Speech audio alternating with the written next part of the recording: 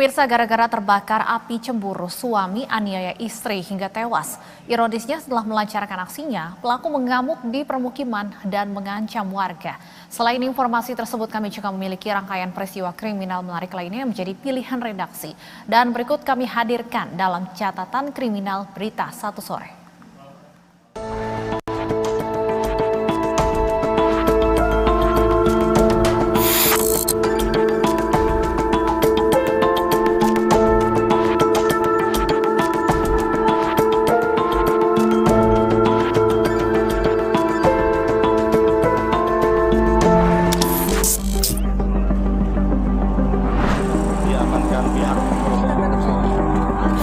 Lagi-lagi terbakar api cemburu, suami aniaya istri hingga tewas. Kejadian memilukan terjadi di lingkungan Curug Graton Karangasem Cibober, Kota Cilegon. Seorang suami membunuh istrinya menggunakan linggis. Pelaku menyerang istrinya di sebuah lapak tambal ban. Setelah melancarkan aksinya, pelaku sempat mengamuk di permukiman dan mengancam para warga. Warga dan polisi yang tiba ke lokasi pun mengamankan pelaku yang membuat resah. Diduga penganiayaan dipicu pelaku yang cemburu dan emosi akibat sikap korban, yakni sang istri, dirasa menyinggung pelaku. Pelaku melihat isi pesan di ponsel korban, di mana korban menerima kiriman uang dari pria lain. Sementara kami mengamankan satu orang ya, inisial M. Jadi ini cekcok bersama keluarganya, istrinya. Untuk sementara masih dalam pemeriksaan, namun korban sudah ditemukan meninggal dan sekarang sedang diperiksa oleh tim Inafis di rumah sakit umum. Kalau motif sih diduga ini cemburu, karena ini masih istrinya, walaupun istri sini diduga cemburu karena si inisial M ini melihat di HP-nya, di WA-nya ada transfer uang ke yang tidak dikenal laki-laki. Korban yang mengalami luka lebam di beberapa bagian tubuhnya termasuk kepala dievakuasi ke RSUD Cilegon untuk diotopsi guna mengidentifikasi luka yang dialami dan penyebab tewasnya korban. Sejumlah barang bukti termasuk linggis modifikasi yang digunakan pelaku untuk membuka ban kendaraan telah diamankan. Pelaku diamankan polisi dan tengah dalam pemeriksaan intensif.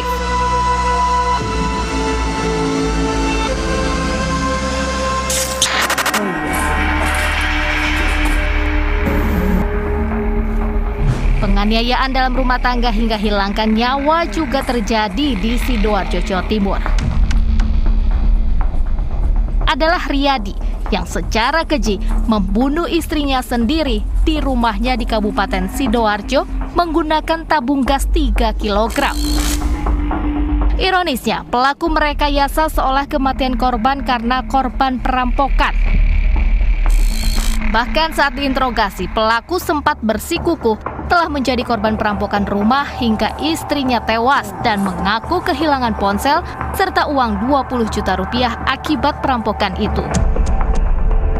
Kejadian berawal saat kepolisian yang mendapat laporan atas kematian korban tiba di lokasi kejadian. Saat polisi datang, jenazah korban sudah dipindahkan ke ruang tamu. Karena terdapat kejanggalan atas kematian korban, polisi melakukan otopsi jasad korban dan memeriksa sejumlah saksi. Dari hasil otopsi diketahui, korban mengalami luka di bagian wajah hingga menyebabkan kerusakan jaringan otak. Tak hanya itu, korban juga mengalami memar di bagian dada hingga patah tulang di beberapa anggota badan. Dan benar saja, pelaku memukul korban dengan tabung gas lantaran pelaku kesal sering diomeli korban. Namun dari hasil pemeriksaan polisi, diketahui jika pelaku diduga memiliki hubungan khusus dengan seorang wanita lain yang juga teman korban. Pelaku ini kemudian melarikan diri keluar sambil menyampaikan berita seolah-olah terjadi perampokan di rumahnya. Jadi langsung merekayasa kasus tersebut, merekayasa berita seolah-olah terjadi perampokan dan ke tempat orang tua daripada korban. Dan korban saudara NA ini terlibat cekcok, kemudian saudara R ini marah, kemudian mengambil tabung gas LPG yang kondisinya masih penuh, kemudian dipukulkan mengenai kepala daripada korban ini sampai 3 kali. Pelaku dan barang bukti diamankan di Polresta Sidoarjo. Atas perbuatannya, pelaku ditetapkan sebagai tersangka dan terancam hukuman 15 tahun penjara.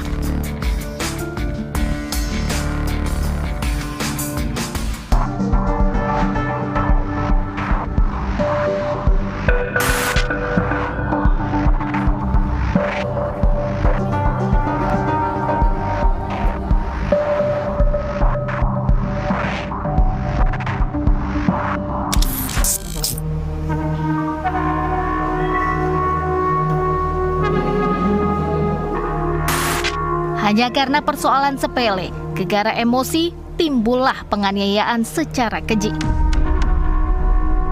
Nasib malang dialami seorang balita berusia 3 tahun yang mengalami patah leher usai dianiaya pacar tantenya. Kasus penganiayaan ini terungkap setelah pelaku dan tante korban membawa korban ke rumah sakit dengan alasan korban terjatuh. Namun pihak rumah sakit curiga dengan kondisi korban yang tidak hanya mengalami patah tulang, tetapi juga mengalami luka di hampir sekujur tubuhnya. Luka-luka yang terdapat di tubuh korban diduga merupakan luka akibat tindak kekerasan. Korban berinisial HZ diketahui dititipkan orang tuanya kepada tantenya yang masih berusia 17 tahun lantaran ibu korban menjadi pekerja migran di Malaysia. Tante korban tinggal bersama pelaku sejak bulan November lalu, meski belum ada ikatan suami istri. Sejak saat itulah korban kerap mendapat tindakan kekerasan. Usai menangkap dan memeriksa pelaku, terungkap motif penganiayaan balita karena pelaku merasa terganggu saat berhubungan intim dengan tante korban. Tak hanya itu, pelaku selalu dibuat emosi karena korban berbuat nakal. Dengan alasan bahwa korban Nazir, anak usia 3 tahun ini sering rewel dan mengganggu hubungan asmara antara tersangka RA dan juga tante korban, maka tersangka sering melakukan kekerasan fisik dan penganiayaan terhadap korban Nazir dengan cara menyundut dengan rokok, membanting, memukul, dan mencekik leher korban yang mengakibatkan korban menderita luka luar dan dalam, sehingga korban pada saat ini mengalami kritis. Sempat berjuang hidup dengan kondisi koma di Rumah Sakit Polri Kramat Jati, HZ menghembuskan nafas terakhirnya. Pelaku ditetapkan sebagai tersangka dan mendekam di Mapolres Jakarta Timur serta terancam hukuman 15 tahun penjara.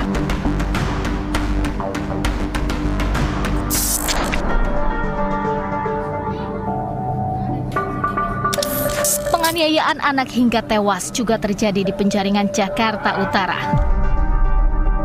Seorang bocah laki-laki berusia 10 tahun meninggal dunia setelah dianiaya ayah kandungnya sendiri di kawasan Muara Baru, Penjaringan. Penganiayaan bermula usai korban ditegur oleh tetangganya karena korban menabrak teman sebayanya saat sedang bermain sepeda. Mendengar hal itu, pelaku yang merupakan sang ayah kemudian kelap mata dan langsung melakukan aksi penganiayaan terhadap korban. Dari rekaman CCTV, pelaku melakukan aksinya dengan cara memukul korban beberapa kali yang berada di dalam sebuah gang. Tak hanya itu, pelaku juga tega melanjutkan aksi sadisnya dengan cara membanting korban hingga mengakibatkan bocah berusia 10 tahun itu tak sadarkan diri. Dia lagi main sepeda, posisi ngebut, main sepeda ngebut-ngebutan, namanya anak-anak kayak gitulah, anak kecil. udah diperingatin juga sama ibu-ibu yang di sekitaran pos RT. Jangan kebut-kebut, cuma tetap dia kebut-kebutan. Akhirnya nabrak salah satu anak warga. Sampai kakinya biru. Terus ibu dari si anak yang ditabrak itu negurnya ke anaknya langsung, tapi bukan ke bapaknya.